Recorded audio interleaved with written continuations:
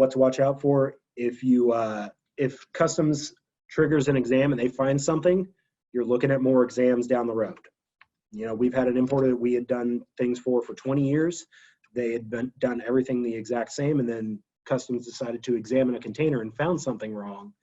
They got exams for probably a good month or two after that, because customs knew that they had had a problem, and now they want to make sure they fix it. You can get flagged for exam if classification changes on something they've been doing already previously. So make sure that if you're changing your tariff, you have the backup to say that's right.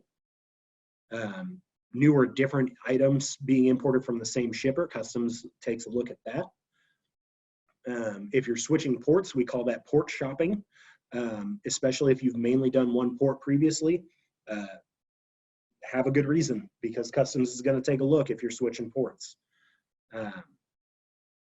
Don't pick anything up from the port if it's under an FDA hold intact message. We just had this problem with one of our clients.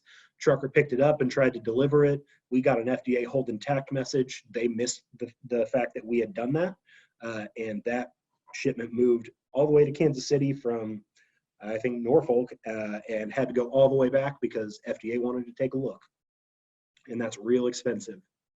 And then back to documents, be specific. Do not be vague on your documents.